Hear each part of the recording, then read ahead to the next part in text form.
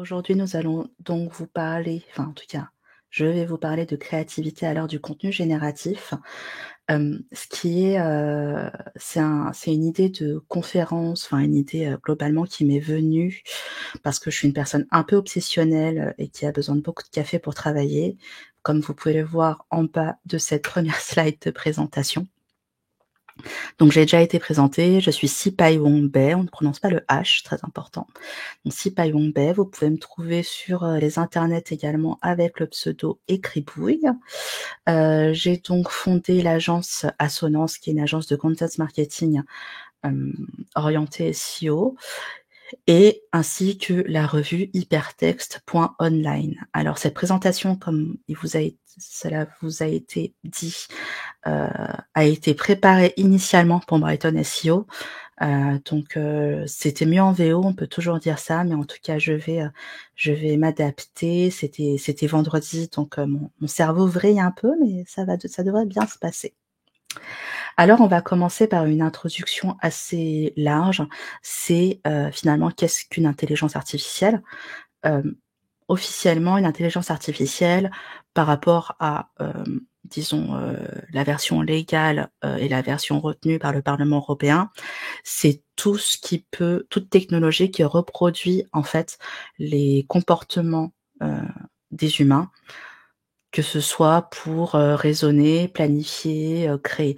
Donc finalement, c'est une technologie qui vise à reproduire un comportement humain. C'est pour la raison pour laquelle il y a des choses qui sont automatisées pour, par exemple, pour, l'apprentissage automatisé, ce genre de choses, parce que l'humain, en théorie, apprend en continu pour créer en continu de nouvelles idées.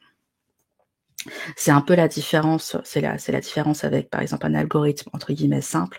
C'est qu'un algorithme simple, finalement, enfin, même si peut-on parler d'algorithme simple? Mais, c'est, si je fais ci, je fais ça. Il y a une chose de très logique, alors qu'il y a une part, disons, dans l'intelligence artificielle, une part de chaos, de pure création.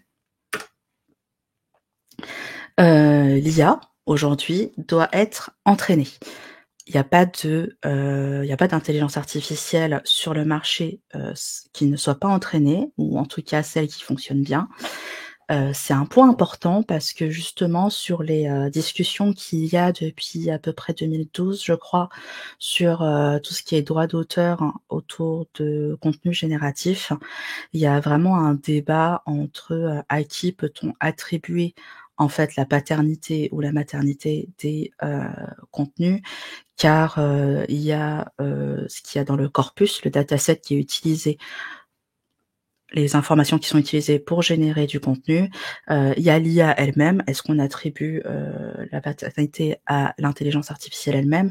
Est-ce qu'on attribue la paternité, le droit d'auteur à, la personne qui a développé, qui a créé, les algorithmes, les modèles de langage et cetera, qui sont utilisés pour cette intelligence artificielle?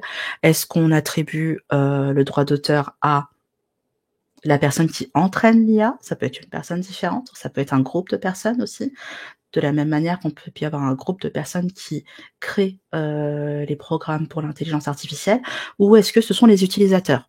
Donc finalement, il y a toutes ces différentes strates, qui interviennent dans, la création d'un contenu généré, et ça pose beaucoup de questions, juridiques, intellectuelles, mais aussi d'un point de vue, large, qui est, à qui appartient tout ça? Qui est le vrai créateur?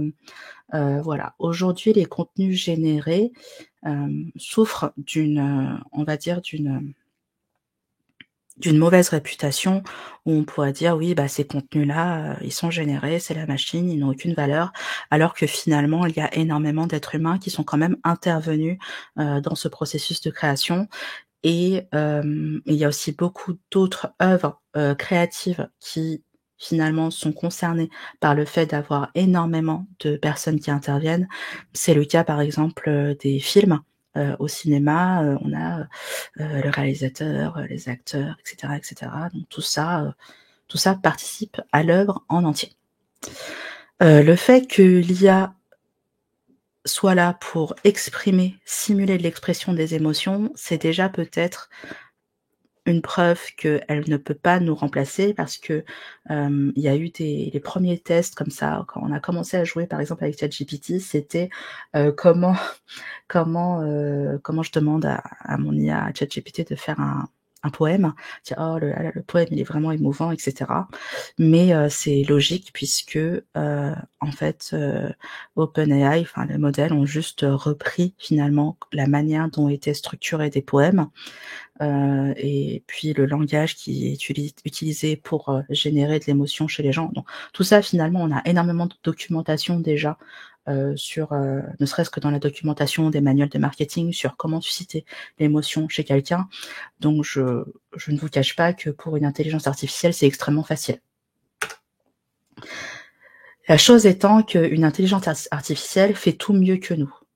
C'est vrai, fait tout, harder, better, faster and stronger. Ça, c'était ma petite touche, French touch quand j'étais en Angleterre. Mais, c'est pour dire que finalement une IA est très productive.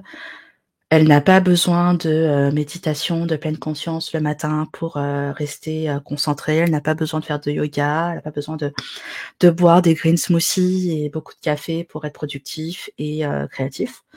Mais, juste d'électricité et puis de payer ses factures d'électricité aussi. Mais autrement, oui, en fait, une IA, une fois qu'elle est là, une fois qu'elle est installée, une fois qu'elle est bien entraînée, que peut-on, faire de mieux qu'elle, finalement? Puisqu'elle est plus productive et que c'est vrai qu'on est dans une industrie où on nous demande d'être productif, en tout cas en tant que créateur de contenu, en tant que rédacteur de contenu. Vous, verrez, de façon très courante des offres d'emploi ou des appels à freelance où on demande clairement, on a besoin de X mots par jour, X articles par jour, ce genre de choses et c'est quelque chose qu'une personne ne peut pas garantir, très honnêtement, mais qu'une IA finalement pourrait. Aujourd'hui, malheureusement, nous sommes animés, par la crainte que l'intelligence artificielle prenne nos emplois. Donc là, j'ai parlé des personnes qui créent du contenu, parce que c'est un peu notre sujet principal, mais il y a aussi, au niveau des créations de logiciels ou du développement, tout ce qui est copilot, ce genre de choses où qui peut, générer des scripts ou des morceaux de script ou des logiciels en entier pour, à notre place. Tout ça finalement, ça génère des craintes. Je dirais que c'est un discours très facile de dire: «Mais non, l'intelligence artificielle ne pourra jamais nous remplacer parce qu'on est unique» et cetera. Hem, c'est facile à dire, mmh, pendant qu'en fait, les, vagues de licenciements, les layoffs c'est un vrai phénomène. Il y a vraiment des personnes aujourd'hui qui perdent leur emploi, à cause de l'intelligence artificielle ou en tout cas, l'arrivée d'une intelligence artificielle, de cette technologie de façon, disons, grand public, de façon massive, encourage les personnes décideurs dans les entreprises, dans la plupart des entreprises, du moins, au moins dans le monde de la tech, à faire des vagues de licenciements pour, des coûts raisonnés, une meilleure productivité ou toutes ces promesses, que peuvent, faire, les intelligences artificielles. Et c'est un vrai sujet.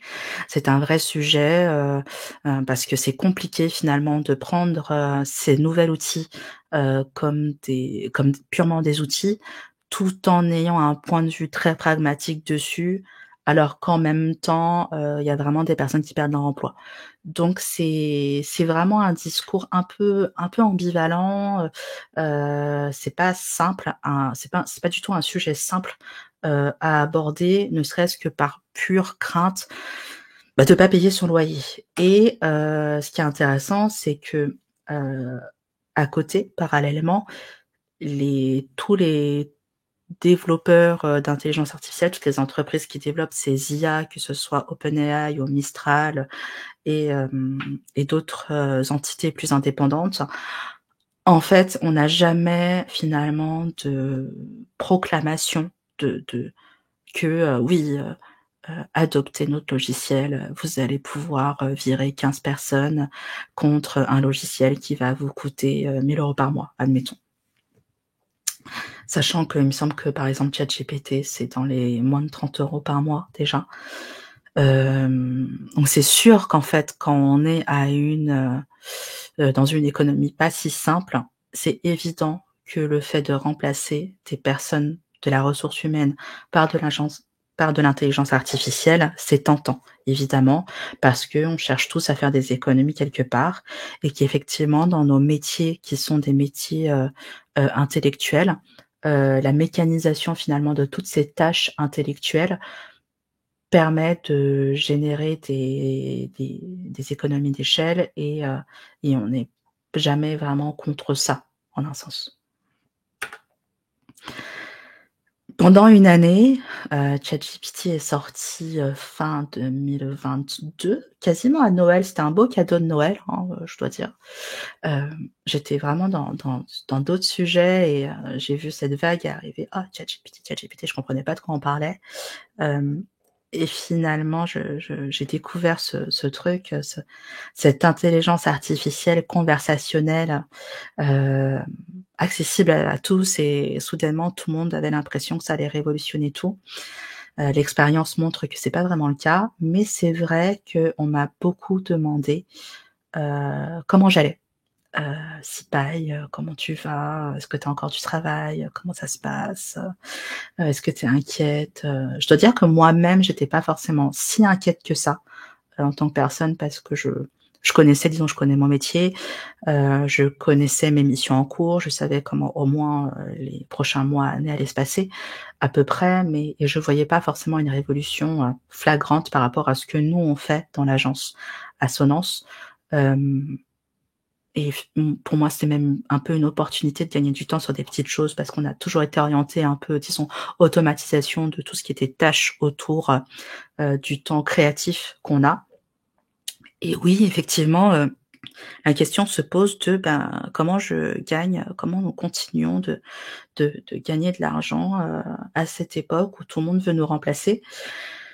Tout en sachant qu'en fait, on a toujours voulu nous remplacer parce que, vous avez tous un cousin qui, sait faire de la rédaction, on n'a qu'à prendre un stagiaire, avec tout le respect que je dois aux stagiaires. Voilà, donc on a toujours été, en tout cas nous, les personnes qui créons des contenus, on a toujours été dans cette case des gens qui de toute façon, hem, pouvaient être remplacés et de toute façon, tout le monde veut nous remplacer. Donc finalement l'arrivée de l'intelligence artificielle, ça a été juste un ennemi de plus, contre lequel se battre et je pense pas que ça soit pour l'instant le boss de fin. En tout cas, comment ça se passe aujourd'hui? Je bois beaucoup de café et grâce à l'intelligence artificielle et grâce à la reconnaissance, dans les images, il y a des preuves comme quoi je bois beaucoup de café, même si j'ai des photos en double comme vous pouvez le voir, il y en a quand même un sacré paquet et comme je vous l'ai dit tout à l'heure, ça amène aussi à de nouvelles opportunités.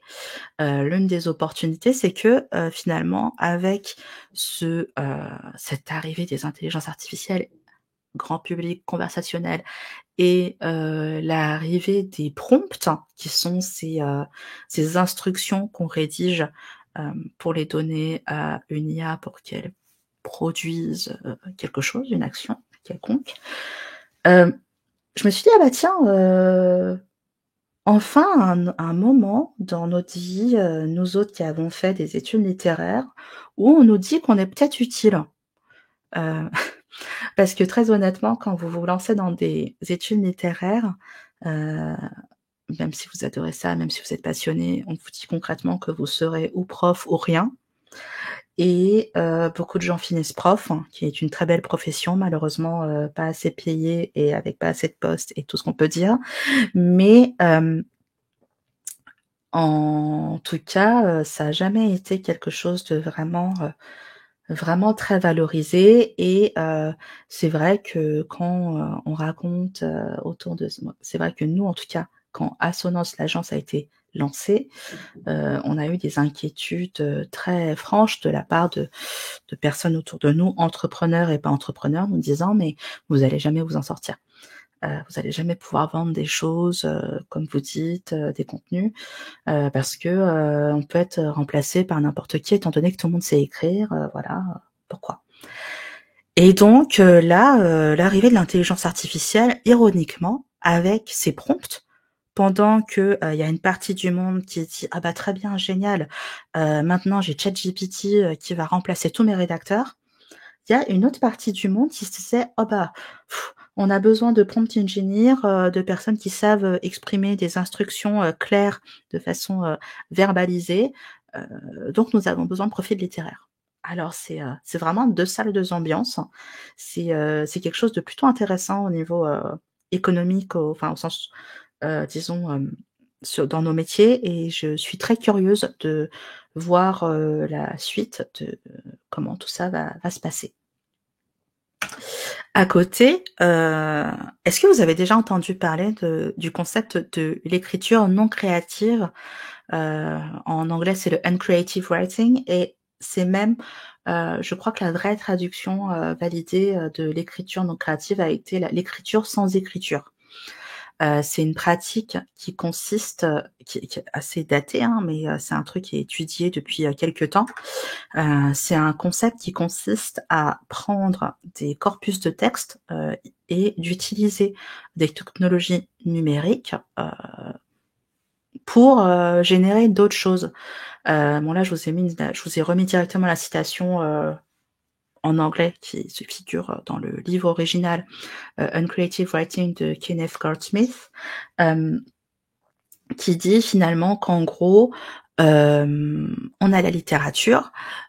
Et aujourd'hui, on a aussi plein d'autres choses, qui nous permettent d'avoir des corpus de texte, des bases de données, des outils de programmation, et finalement tout ça, toutes ces nouvelles technologies nous permettent de réinventer l'écriture, nous permettent d'avoir de nouveaux points de vue sur l'écriture, de nouvelles pratiques liées à l'écriture avant la génération, en fait. Parce que la génération, c'est quand même quelque chose d'assez, spécifique, c'est de dire, «Je veux quelque chose sur le beau temps, génère-moi quelque chose, va chercher des informations, compile-les et génère quelque chose d'autre». Et finalement, cette manière, de créer, d'écrire, fait déjà, il y a déjà on va dire un état de l'art, concernant cette pratique, et donc le uncreative writing, et c'est, vraiment manage, parse, appropriate and reconstruct, les contenus qui existent déjà. Je suis désolée pour le franglais, ça doit être insupportable. Mais j'ai le cerveau qui vrille, désolée. Mais j'en perds mes mots, je sais plus dans quelle langue parler. Heu, mais oui, c'est pas du tout nouveau, et finalement, si vous repensez, par exemple, au content spinning qui consistait juste à qui consiste, parce que ça c'est pas terminé, hein, il y a encore des gens qui en font, mais qui consiste juste à avoir un texte de base, donc le master spin avec les différentes variantes. Bah, toutes ces variantes finalement sont du corpus, sont de l'information qu'on injecte et qu'après, qu'on régénère, qu'on fait tourner, et cetera. Donc j'insiste un peu là-dessus parce que ça m'agace un peu quand on dit: «Oui, le contenu génératif, c'est nouveau», mais en fait, c'est pas nouveau, c'est que la reproduction de quelque chose qui existe déjà, et une accélération via l'intelligence artificielle. Donc au final, si, le contenu génératif existait déjà, si, c'est tellement beaucoup plus productif que nous, beaucoup plus efficace, si c'est capable d'avoir une base de données immense, un niveau de connaissance immense, parce que finalement ce qu'on demande à une intelligence artificielle, c'est pas juste de remplacer un rédacteur, c'est de remplacer un très bon rédacteur qui aurait un niveau de connaissance quasiment omniscient, avec, dans son cerveau la base de données qui correspond à tout l'internet, et qui sait super bien écrire sans faute d'orthographe, et cetera. Donc qu'est-ce qu'on leur reproche? Déjà, on a des doutes sur, les bases de données utilisées. Aujourd'hui, par exemple, OpenAI, il y a eu des déclarations publiques où ils refusent finalement de communiquer, les sources exactes de leur base de données. On sait finalement la déclaration officielle, c'est, on prend toutes les informations qu'il y a sur internet et qui sont en accès public. Heu, c'est très large. Sachant qu'en accès public, ça veut pas dire, offert. Alors il y a tout un débat autour de à qui appartient ces informations, parce que c'est pas parce que, je parle publiquement d'une idée que, cette idée je vous la donne, et cetera. Et puis, on a également énormément d'exemples, heu, d'hallucinations, donc de choses qui ressemblent de contenus générés qui ressemblent à du contenu, plausible, vrai, mais qui n'en sont pas. Heu, Concrètement, c'est vraiment la définition littérale d'une hallucination. Mais, on a très peur des hallucinations et il y a vraiment pléthore d'exemples, où, un contenu généré dit n'importe quoi. Donc, là, je pense que j'ai pas besoin de vous montrer d'exemples, vous en avez très certainement déjà en tête. Sachant que, nous, en tant qu'agence création de contenu, en tant que personne qui crée des contenus, hem, j'ai aussi tendance à me dire: «Pourquoi est-ce qu'on serait plus indulgent avec une IA qu'avec, nous-mêmes?» heu, Aujourd'hui, les contenus qui sont produits par des humains sont il y a des phases, il y a les briefs, il y a la rédaction, il y a les relectures, il y a l'optimisation, il y a les retouches, il y a aussi les mises à jour. Et tout ce processus de création, d'un seul contenu, quel qu'il soit, de la fiche produit jusqu'au dossier, en passant par le livre blanc, le reportage, la tribune dans un média, peu importe, heu, en fait, il y a plein de phases dans tout ça. Il y a plein de phases très différentes, de réflexion, brouillon, création, rédaction, finalisation, relecture, traduction, peu importe. Et aujourd'hui, le contenu génératif, résume toutes ces étapes dans un prompt et un bouton générer. Alors ça donne l'illusion finalement que ça accentue, l'impression que tout ça est très simple parce qu'on résume tout dans une action qui est de rédiger un prompt et cliquer sur un bouton. Les personnes qui utilisent, de façon, raisonnée, raisonnable et efficacement les intelligences artificielles savent que c'est pas si simple et que le prompt c'est quelque chose, qui se maîtrise. C'est aussi j'allais dire un métier en soi quasiment. Mais aujourd'hui, il y a vraiment eu une phase, avec l'apparition de ChatGPT, publiquement, avec le lancement de ChatGPT, c'est, que, il y a eu vraiment un copier-coller basique, je prends la réponse, je la mets sur internet. Comme si, bah oui, bah, c'est pas si grave, s'il y a quelque chose des petites choses, qui vont pas. Et en fait, moi, je pense que c'est quelque chose qui m'agace, de façon très polie.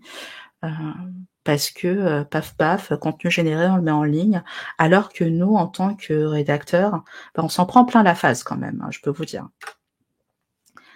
Et la raison pour laquelle, on doute aussi des datasets qui sont utilisés par, les intelligences artificielles, tous les corpus de données qui sont utilisés, c'est que, on ne sait pas vraiment d'où ça vient et il y a aussi une notion de est-ce que, des connaissances, que je produis, sont volées? Heu, Parce que finalement, même si c'est rendu public, même si c'est réutilisable, il y a quelque chose, de qui existe pour de vrai, qu'on appelle le droit à la citation. Le droit de citation, c'est de dire que je peux, réutiliser une information qui a été créée par quelqu'un d'autre pour le droit à la citation, pour le commenter, par exemple. Pour dire, «Machin a dit ça, donc je le commente, j'apporte ma propre interprétation» et cetera. Donc ça, c'est un vrai truc, le droit à la citation. Mais ça n'empêche pas de sourcer les choses correctement, ça n'empêche pas d'envoyer, les une audience vers, la source originale. Hem Et c'est un peu ce qu'on reproche aussi, à tout ce qui est, contenu génératif. C'est que comme le résultat que nous recevons est juste le contenu généré final, hem, c'est comme si en fait il y avait, la connaissance initiale qui avait été utilisée, est complètement absorbée par, par ces logiciels, par ces IA et donc on pourrait dire qu'ils, clament qu'ils, j'utilise des faux amis, mais qui revendiquent ces connaissances comme étant, les nôtres. Par exemple, ici, tout ce que je vous raconte là, je vous le présente, d'une certaine manière, ça vient de recherches, mais ça vient de recherches, mais je cite aussi, vous verrez après, je cite aussi, d'où ces réflexions me viennent et finalement, même s'il y a des parties de réflexion qui sont les miennes, les conclusions sont les miennes, les idées initiales, elles sont pas parce qu'on est tous héritiers. Personne n'est jamais, en tout cas aujourd'hui, personne n'est jamais vraiment inventeur à 100 de quelque chose. On est tous héritiers d'une culture, de discussions, précédentes, voilà, on n'en a pas forcément conscience, mais on est tous héritiers de quelque chose et ça pose aussi des questions juridiques. À côté de ça, tous les jours, il faut que nous, les rédacteurs et les rédactrices, nous prouvons l'originalité de notre contenu. La moindre phrase, le moindre paragraphe qui pourrait ressembler à quelque chose qui existe déjà sur internet, on se fait toper. On se fait toper, on se fait accuser de plagiat, ou d'escroquerie, peu importe. Donc finalement, vous voyez, il y a ce côté où ah bah oui, bah l'IA nous génère quelque chose, copier-coller, hop, hop, hop, je sais pas exactement d'où viennent les informations, c'est peut-être plagié, c'est hyper, les contenus se ressemblent beaucoup entre eux et cetera et bah, c'est pas si grave, après tout, ça m'a pas coûté grand-chose et à côté de ça, vous avez les rédacteurs, les gens, enfin «les vrais gens» entre guillemets, qui, qui créent des contenus et avec eux, on est hyper sévère, où on peut même leur demander: «Bah non, ton truc il ressemble à un autre article, rembourse-nous». Il y a vraiment 2 salles, 2 ambiances et c'est un peu irritant et c'est là que se trouve pour moi finalement la vraie injustice sur, rédacteur humain versus, rédacteur, artificiel. Parce que finalement on a des niveaux d'exigence qui sont totalement différents, tout en croyant qu'on a les mêmes. C'est-à-dire que ce sont les mêmes personnes qui vont, utiliser une IA générative pour, créer un contenu, très rapidement, ce sont les mêmes qui, en fait, vont faire énormément de reproches à des rédacteurs, humains parce que, le contenu ressemble à celui de quelqu'un d'autre. Donc voilà, il faut vraiment prendre du recul aussi par rapport à ces outils. Au sens où oui, on peut pas avoir la même exigence avec, une IA et avec un humain, c'est vrai. Les 2 ont leurs inconvénients, les 2 ont leurs bénéfices et il faut un peu, disons, être pragmatique par rapport aux vraies capacités de chacun. Tout ça, c'est super, mais finalement, être créatif, ça veut dire quoi? Heu, vous l'aurez certainement deviné, moi je prône le fait que c'est bien d'être créatif, et cetera, parce que j'ai envie de garder mon travail. Mais tout ça finalement, c'est devenu un peu une idée un peu obsessionnelle chez moi, de dire: «OK, si je dois, dire à mes clients, à mes prospects, au monde entier, que c'est bien d'être créatif, il faut que je redéfinisse la créativité.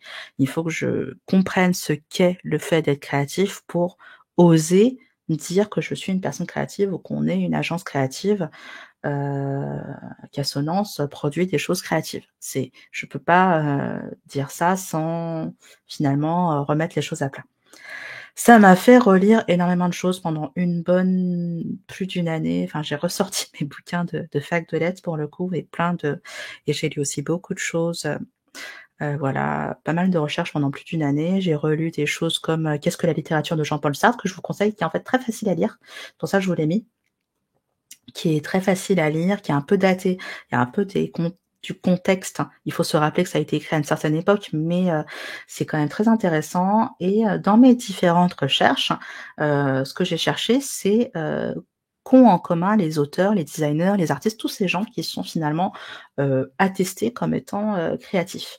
Il y a, en 2012 ou 2011, je crois, il y avait Joe Gebbia qui avait fait un des cofondateurs d'Airbnb qui avait fait une conférence et qui disait, «Pour moi, la créativité entrepreneuriale, en tout cas, l'innovation, c'est le fait de relier 2 points, qui sont a priori, pas connectés». Et c'est un peu ce côté random chaotique, je prends 2 points, ils sont pas connectés, je crée un nouveau service avec. C'est ce qu'il avait fait, bah, à San Francisco, les loyers montaient, heu, il y avait, des gens qui avaient besoin d'un hébergement pour, voir un festival ou une grande exposition, je sais plus laquelle et bah, il s'est dit: «Bah, tiens, je vais louer mon canapé». Voilà comment est né, Airbnb. Malheureusement, le point commun alors ça, c'est un truc, que j'ai vu, le point commun entre tous les gens créatifs, tous les gens que j'ai lus, donc que ce soit dans des journaux, les jour ici, je vous présente un extrait du journal de Virginia Woolf. J'ai lu plein de journaux d'auteurs, de façon comme de leur mode de fonctionnement et cetera. Ils ont tous l'air, dépressifs ou au minimum torturés. J'espère qu'on a le droit d'être heureux quand on crée du contenu. Mais en tout cas, ils travaillent tous très dur, d'autant plus que, ce n'a jamais été une profession qui a été, à laquelle on a donné beaucoup de valeur en termes de financière. Donc, il y a beaucoup d'auteurs connus comme Patricia Highsmith qui elle c'est notamment l'auteure de la série, Ripley, par exemple et c'est elle qui a écrit aussi le roman, qui a été adapté au cinéma qui s'appelle, Carole et donc qui disait très clairement elle était très bien vendue à son époque, enfin elle est toujours vivante, hein, il me semble, mais c'est quelqu'un de très bien connu, très bankable et cetera, mais c'est intéressant que quelqu'un d'aussi bankable, dise aux gens, si vous voulez vous lancer dans l'écriture, prenez un job à temps partiel à côté. Même si on peut être très bordélique, vous voyez peut-être derrière moi du bazar, tous les gens créatifs ont une forme de routine, un processus de création, quel qu'il soit. Donc voilà et tout ça finalement crée une expérience en fait autour de ce qui va être généré. Donc c'est important pour la suite. Aujourd'hui, alors je vous ai présenté tout ça, mais on pourrait dire que mon point de vue, de, recentrer finalement la création sur quelque chose de très humain, de très, lié à une personne, à sa propre expérience, c'est, quelque chose de très old school, de concevoir la créativité et je voudrais vous montrer cette photographie, de Stephen King avec un chien. Je sais même pas si c'est son propre chien, mais vous voyez, il est entouré, de vieux ordinateurs, d'une imprimante, de plein de bazar autour de lui, heu, d'un carnet, d'un téléphone, je crois, avec certainement plein de boutons. Je sais pas s'il a un standard très actif, mais on dirait et en tout cas, vous voyez Stephen King là, il est entouré de plein de trucs, technologiques un peu old school, par rapport à ce que nous vivons. Mais aujourd'hui, si vous cherchez des photos de lui aujourd'hui, on le voit avec un ordinateur portable et chaque auteur utilise les outils disponibles à son époque. Très récemment, il y a eu un, entre guillemets, «scandale» à cause de la déclaration d'une autrice japonaise, qui a gagné un très gros prix au Japon, qui est un peu l'équivalent de notre Goncourt, et équivalent et cetera et parce qu'elle a vraiment déclaré qu'elle avait utilisé de l'IA générative pour l'aider à écrire son roman, hem, mais en tant qu'outil. Finalement, elle lui demandait: «Ah bah, ce truc-là, tu penses quoi?» Je cherche de nouvelles manières de raconter ça et cetera. Donc elle a finalement utilisé l'IA générative, mais pas pour écrire son roman, vraiment en tant qu'assistant. Heu Est-ce vraiment bien différent d'un éditeur qui vous apporte, ses feedbacks? Est-ce bien vraiment différent, d'un relecteur, du conseil d'un ami qui relit pour vous et qui vous donne heu, d'autres, heu, d'autres points de vue et d'autres manières, de dérouler votre histoire? Peut-être pas. Peut-être que l'IA a juste accéléré tout ça et remplacé tous ses amis. J'espère qu'elle en a encore, mais vous voyez, en fait, finalement, c'est pas parce qu'on utilise des technologies, heu, spécifiques qu'on perd sa propre, créativité, en fait. Ce ne sont que des outils. Qu'est-ce qu'un bon contenu? À partir de tout ça, j'ai envie de dire, aujourd'hui, les critères d'un bon contenu peuvent être l'orthographe, l'optimisation, pour le SEO quand on parle finalement du search marketing. Mais, j'ai vraiment envie d'insister sur le fait qu'un contenu bien écrit, c'est-à-dire sans faute d'orthographe, avec des phrases qui ont un sens, avec, un enchaînement logique, pour moi ce n'est pas suffisant. Disons, c'est vraiment l'équivalent de dire: «Je vais au restaurant et je vous sers quelque chose de comestible». Voilà, donc j'espère qu'on n'aura pas d'indigestion, de contenu, mais pour moi, un bon contenu, c'est quelque chose qui est toujours, finalement, quelque chose qu'on pourra partager, et qui change un peu notre point de vue quelque part et ça peut être, par exemple, «Je suis persuadée que je dois acheter cet ordinateur-là parce qu'il y a tel type de carte graphique», comme, oui, le monde, va changer à cause, du réchauffement climatique. Donc ça peut être plein de choses. Mais il y a toujours un peu ce petit déclic où à un moment donné, dans un contenu, notre point de vue est influencé. Parce qu'on nous a apporté une information qui n'était pas, qu'on n'avait pas, en nous, tout de suite, ou alors ça confirme quelque chose, qu'on pensait déjà parce qu'on s'était déjà renseigné sur le sujet. Mais en tout cas, il y a toujours cette partie-là où notre point de vue est changé, même très légèrement. Je vous dis pas qu'il faut vous changer la vie de tout le monde avec des contenus que vous publiez sur internet, sur un e-commerce, mais il y a toujours quelque chose qui change et le fait de convaincre quelqu'un, c'est aussi changer son point de vue. Convaincre pour acheter, par exemple. Donc oui, l'intelligence artificielle peut faire beaucoup de choses. Elle est bien plus productive que nous. Elle fait tout plus fort, mieux, beaucoup plus vite, avec, beaucoup plus d'endurance que nous et pour moins cher. Donc ouais, pourquoi on s'en passerait finalement? Pourquoi on s'en passerait? Pourquoi on ne se laisse pas remplacer par l'IA? Pourquoi je n'ai pas changé l'agence Assonance en tant qu'agence, purement IA? Mais aussi, pourquoi un contenu, créé par un humain est particulier, en fait? Même s'il utilise l'IA, pourquoi ce contenu-là me toucherait spécifiquement? Qu'y a-t-il de particulier? Pourquoi moi j'ai envie de dire que mon contenu est particulier? Quelle est la vraie différence entre un contenu généré par une intelligence artificielle et un contenu écrit par un humain? Et en fait, cette différence-là, c'est notre propre vie. Hem, Parce qu'en fait, notre vie à nous, l'expérience qu'on a au quotidien, c'est notre corpus de données, c'est notre dataset.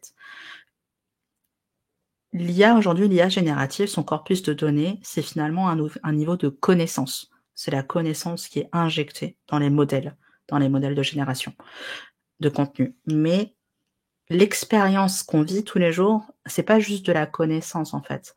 C'est, aussi, je blague là-dessus, mais c'est par exemple, hem, on pense pas de la même manière, si on a bien dormi que si on a mal dormi. C'est pour ça qu'on dit que la nuit porte conseil. Si je suis bien réveillée ou pas bien réveillée, je vais pas forcément présenter une conférence de la même manière. Là, pour l'instant, j'ai l'impression que je commence à me réveiller, par exemple. Mais pour autant, peut-être que si j'avais fait cette même présentation à 16:00, voilà, c'était pas du tout la même. Donc et en fait, tout ça, toute cette expérience crée la façon dont vous créez, dont vous rédigez. Ça va influencer le type d'information que vous sélectionnez dans votre cerveau pour créer, pour relier les choses et écrire autrement et finalement, il y a pas forcément de choses logiques derrière parce que l'humain est très irrationnel. Les émotions ne sont pas rationnelles, les sentiments ne sont pas rationnels, voilà et à côté de ça, une IA, elle, justement, elle est très rationnelle. On peut attribuer un certain niveau de chaos, à une IA. On peut lui dire: «Ah bah, fais un peu n'importe quoi, je t'autorise à faire un peu n'importe quoi pour justement qu'ils soient un peu plus créatifs». Mais ça reste un peu du hasard algorithmique et même si, c'est un très beau hasard, je pense que le fait que notre propre expérience de notre propre vie, fait en fait la différence parce que c'est comme ça qu'on touche vraiment les gens et qu'on peut les convaincre. Sachant qu'effectivement rien ne peut m'enlever ma propre expérience ou la vôtre et c'est pour ça que les personas, par exemple, sont extrêmement importants. Bon, c'est hyper chiant de créer un persona parce que ça peut aussi créer des stéréotypes, mais c'est pour ça qu'on dit qu'il faut adapter à une cible, qu'il faut, s'adapter à son audience, pour, générer de la conversion. C'est qu'en fait, notre audience a sa propre expérience de la vie et qu'on s'adapte à elle pour, pour créer du contenu. Ce qui fait que mon conseil pour être créatif à l'époque où, l'intelligence artificielle est très présente, à une époque où l'IA générative, débarque, comme, j'allais faire une analogie nulle, mais je vais éviter. Mais en tout cas, à une époque où, l'intelligence artificielle est là pour créer, du contenu, mon conseil pour rester créatif, c'est assumer revendiquer votre singularité, revendiquer d'être, votre d'avoir une personnalité en tant que personne, en tant que marque aussi, dans toute votre communication. Revendiquez ça. C'est pas parce que vous avez, des contenus, de tel format, avec qui doivent suivre telle règle, par exemple. C'est pas parce que vous avez du contenu génératif que vous devez disparaître derrière ça. Voilà. Et là, il vaut mieux, parce qu'en fait, finalement, il vaut mieux ne pas se perdre dans l'IA et don't lose yourself because look, if you had one shot, one opportunity to seize everything you ever wanted, would you capture it or would you just let it slip? Voilà. Est-ce que cette utilisation d'une chanson d'Eminem en conclusion, vous avez estimé que c'était, une, quelque chose de créatif, une idée créative ou non? Ça rendait mieux en anglais, je vous le cache pas.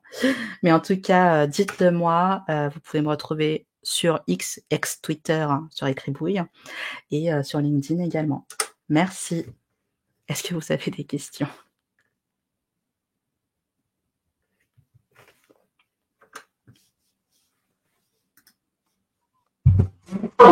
Ben, merci à toi.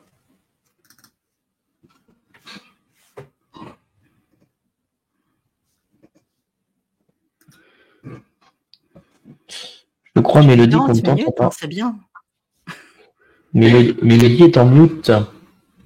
Mélodie, t'es en mute. C'est bon. Voilà, ça va mieux. Je suis désolée. Petite technique. Je te voyais parler en miniature. Merci beaucoup pour ta conférence. Merci beaucoup en tout cas pour ta conférence. On avait plus de 200 personnes donc, qui étaient actuellement à regarder cette conférence intéressante sur la partie IA et justement les rédacteurs. C'est quelque chose qui effectivement est venu un petit peu chambouler. Et merci de ton point de vue et de cette réflexion en fait sur l'utilisation. On n'a pas beaucoup de questions. En tout cas, tu es félicité par Daniel Roch.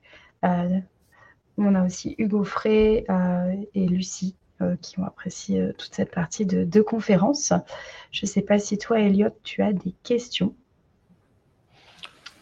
Pas plus que ça. Je trouvais que l'application de l'anglais vers le français était assez bien fait. C'était dur.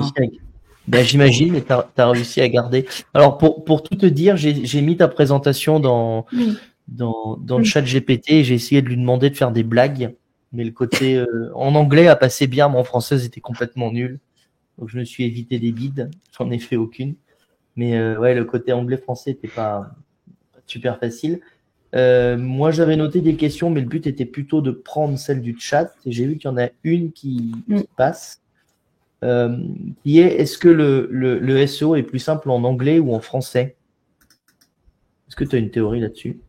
Le SEO est-il plus simple en anglais qu'en français?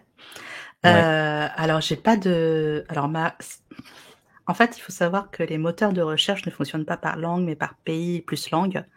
Donc, les niveaux d'optimisation, dans tous les cas, ne seront pas les mêmes, ne serait-ce que parce que les niveaux de concurrence en fonction des marchés ne sont pas les mêmes. Les niveaux de concurrence sur les marchés ne sont pas les mêmes. Donc voilà, c'est totalement incomparable. Je dirais pas que il y en a un plus facile ou moins facile, mais c'est pas du tout les mêmes chantiers, quoi. Et que finalement, il faut faire quasiment le travail 2 fois en réalité. Et il y a en termes sur les traductions, justement, on a tendance à vouloir traduire, par exemple, on parle de traduction, d'adaptation des contenus sur les sites multilingues. Moi, ce que j'aime bien comme terme, c'est la notion de relocalisation, qui permet finalement d'adapter les contenus, non seulement par rapport à un niveau d'exigence, pour le moteur de recherche qui soit d'optimisation sémantique, tel mot-clé, selon le moteur de recherche, mais aussi au niveau du niveau de concurrence, parce que les concurrents ne sont effectivement pas les mêmes sur un marché ou un autre, et que donc ils n'ont pas forcément les mêmes arguments commerciaux déjà, et c'est sont des choses à prendre en compte, voilà. Et il ne faut pas oublier qu'aussi que l'anglais, il y a plein de sortes d'anglais différents, donc ouais. Et les requêtes, les titles sont pas toujours les mêmes entre les mots-clés visés. En français et en anglais, le sujet de recherche n'est pas toujours le même, donc l'optimisation et la partie sémantique n'est pas la même non plus derrière. Ouais. Faites pas de copier-coller de votre site dans une autre langue. Enfin, c'est efficace, mais pas longtemps, quoi, parce que de toute façon, vos concurrents, ils vont sûrement faire autre chose et mieux que vous, quoi. Mais même des fois, sur du suisse, du belge ou ce genre de langue, faut même adapter. Oui, bah oui, parce que Un c'est pas... FRBE suffit pas toujours. Des fois, faut adapter un petit peu. Tu fais bien de le dire. On peut prendre une autre question, Mélodie? Oui, on a une nouvelle question, effectivement, donc de Aline. Donc, quelles sont tes techniques pour créer des articles les plus créatifs possibles avec ou sans IA? Le plus créatif possible. Voilà, c'est la question du matin.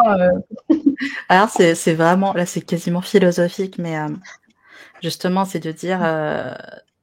être créatif, c'est quoi? C'est essayer d'avoir des idées un peu originales et un peu différentes. Et je pense que finalement, si vous voulez vous dire: «OK, je veux que mon contenu, il soit original», essayez de mettre une information dedans qui est unique, qui sort des sentiers battus, ou un point de vue qui sort un peu des sentiers battus, qui est différent de ce que produisent les autres, parce que finalement dans la notion de créativité, il y a aussi tout est relatif.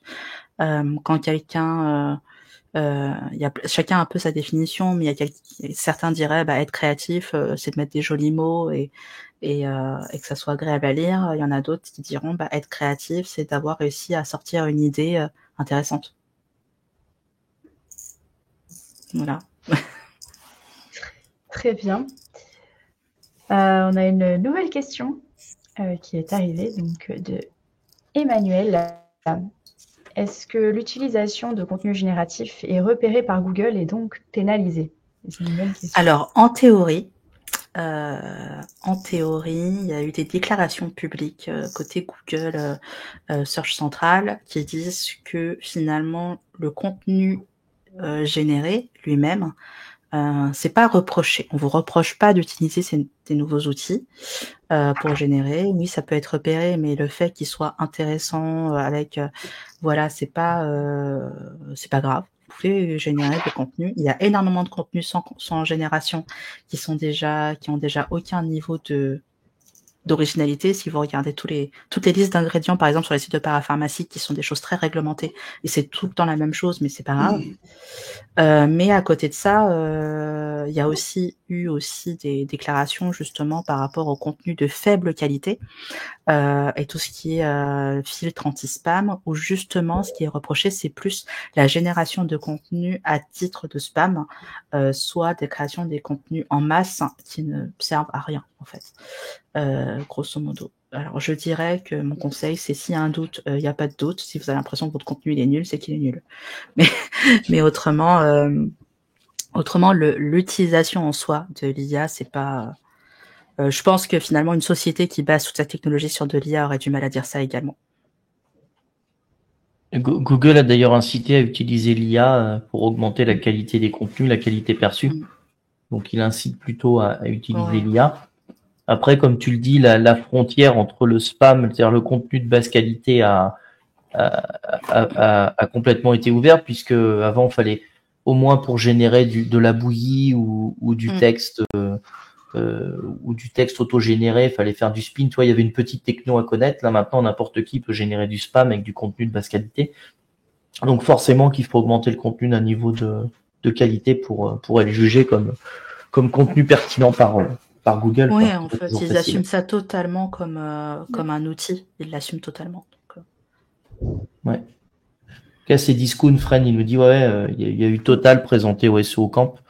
Réseau Car avait aussi fait des démonstrations. Donc, comme le dit Sifai, l'utilisation de l'IA est pas gênante en tant que telle, c'est plutôt la qualité produite, quoi.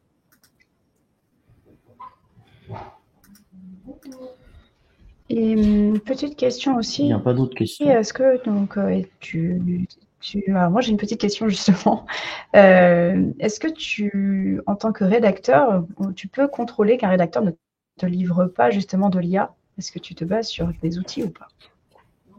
Je dirais que je m'en fiche un peu. Disons, on va commencer par juste lire le contenu, voir s'il est bien, mais le fait qu'il utilise de l'IA ou pas, honnêtement, on s'en fiche, mais complètement, quoi. Parce que c'est pas, je veux dire, c'est comme si je reprochais à quelqu'un d'utiliser un stylo plume et pas un stylo à billes. Ça, je trouve que c'est un non-sens. Mais ça veut pas dire qu'il sait écrire ou qu'il sait bien tenir son stylo ou que l'encre bave pas. Enfin voilà, c'est pas. Honnêtement, si quelqu'un me utilise de l'IA et est vraiment très très efficace avec du contenu très bon, bah qu'il le fasse. Tant mieux, tant mieux pour lui, tant mieux pour moi. Mais à côté, justement, si quelqu'un écrit pour de vrai, sans IA, mais livre quelque chose d'affreux avec des fautes, ou sans faute, mais qui finalement n'a aucun sens, je l'accepte pas, quoi. Donc l'un ou l'autre, clavier ou IA, peu importe. Ok, très bien. Parce que nous, on peut être confronté, tu vois, à ce genre de difficultés. C'est que des fois, on peut avoir des clients on a des rédacteurs humains, ils nous disent non, Oui. c'est de l'IA, et qui les passent dans des tools qui te disent c'est 100% IA, alors que tu as un humain derrière qui a apporté C'est aussi pas. ça. Après, c'est un peu. C'est pourquoi en fait ils veulent pas de l'IA. C'est plus ça la question. C'est quelle est la vraie raison pour laquelle ils ne voudraient La pas peur. un contenu d'un IA. Donc ça peut être justement un truc complètement pas rationnel de dire c'est une IA. Après, je pense qu'il y a aussi un aspect purement contractuel, c'est-à-dire que je reprocherais, je pense, à quelqu'un qui me dit c'est 100% original, j'ai rédigé moi-même, j'ai fait mes recherches, j'ai rédigé tout seul et tout. Alors qu'il me l'a livré par IA. Là, c'est plus, je dirais, de l'honnêteté intellectuelle. Voilà, c'est un peu comme, tu vois, pour moi, l'aspect, la réglementation sur le fait maison. Est-ce que tu fais que la cuisson à la boulangerie ou est-ce que tu prépares ta propre pâte à pain? Tu vois, c'est un peu cet aspect-là. Les deux, c'est du pain, les deux peuvent être très bons ou pas bons du tout. Mais il n'y a pas de. Par contre, je veux pas que un truc qui a été décongelé me soit servi comme du 100% fait maison. Là, je serais pas contente. Ouais, c'est important ce que tu dis parce que moi, je suis dans le même cas que Mélodie, en fait. Genre, je suis dans les deux cas. Je veux pas payer un rédacteur qui me copie-colle de l'IA bêtement. Oui. Tu vois, il y a pas de raison que je surpaye quelqu'un à faire un copier-coller alors que je sais générer pour quelques centimes un texte IA qui vaut ce qu'il vaut. Mais d'un autre côté, un rédacteur qui a passé beaucoup de temps à écrire, même s'il a utilisé l'IA dans son process, c'est pas un problème, mais qui a produit du temps, je peux pas lui dire je te donne un centime parce que ce que tu me livres, ça vaut un centime que j'aurais pu tirer en auto. Et tu vois, cette problématique-là, on l'a travaillé sur l'outil Yuda avec SEO Opti, donc qui a été lancé notamment SEO Camp, c'est SEO Opti, donc opty.yuda.com, on l'a intégré sur Yuda, ça va te donner un score d'IA. Mais en fait, on s'aperçoit que d'autres concurrents sont bien positionnés avec des scores d'IA. Donc en réalité, le score d'IA, il fait pas que ça se positionne ou pas. Ça permet de savoir quel pourcentage a été injecté dedans et savoir si le rédacteur te livre du full IA, de l'IA retravaillé ou pas. Et je trouve ça important, comme tu le disais dans la relation, c'est au moins d'avoir une métrique. Parce que quand toi, tu travailles avec des gens que tu connais, tu as cette honnêteté humaine et intellectuelle. Les gens, ils te connaissent pas, ils peuvent que te croire, en fait. C'est ça, mais quand tu bosses avec des rédacteurs que tu ne connais pas, bah, faut leur faire confiance et malheureusement, tout le monde n'est pas honnête, quoi. Donc, avoir ce genre d'outils, ça. Là aussi, c'est que ça serait bien qu'on se concentre plus, d'abord sur qu'est-ce qui est écrit, qu'est-ce qui est rédigé ou généré, plutôt que comment c'est fait.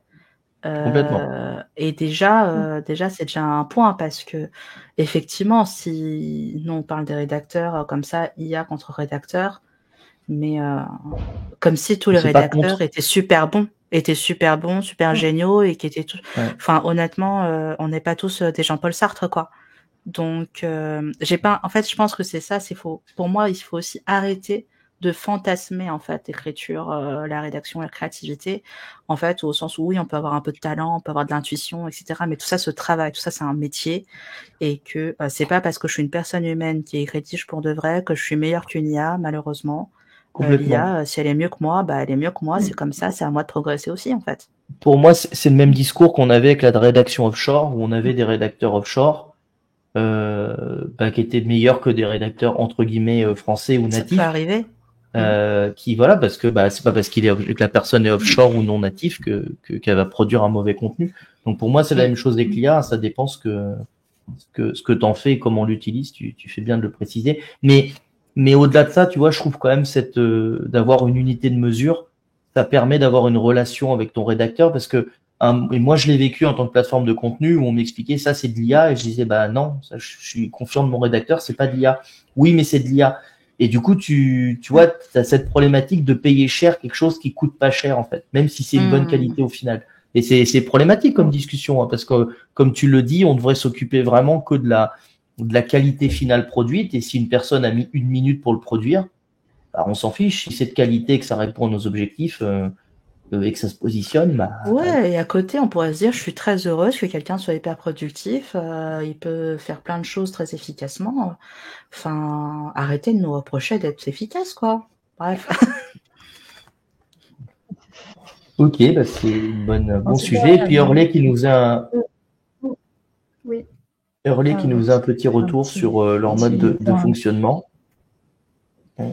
en disant qu'il avait intégré des rédacteurs sur la partie guide et que l'IA était maintenant mappée avec un scrapping du College Graph pour avoir les mêmes données que Google pour les véhicules, parce que ouais, c'était la problématique, c'était de récupérer une base de données de la boîte de vitesse, des chevaux fiscaux, du moteur et de plein de data sur les véhicules.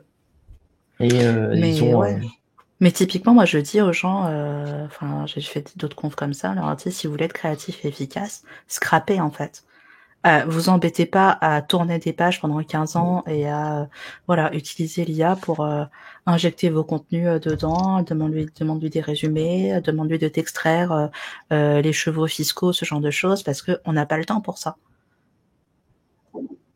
Et ça n'a pas de plus-value, comme tu le dis, quoi. Mais non, ça n'a aucune plus-value. Pourquoi on passerait du temps à faire ça? Donc en fait, finalement, l'IA, s'il fait tous ces trucs chiants pour nous, bah, on a aussi plus de temps pour être créatif. Il y a SO Expertise qui nous dit le scrapping, c'est la fille.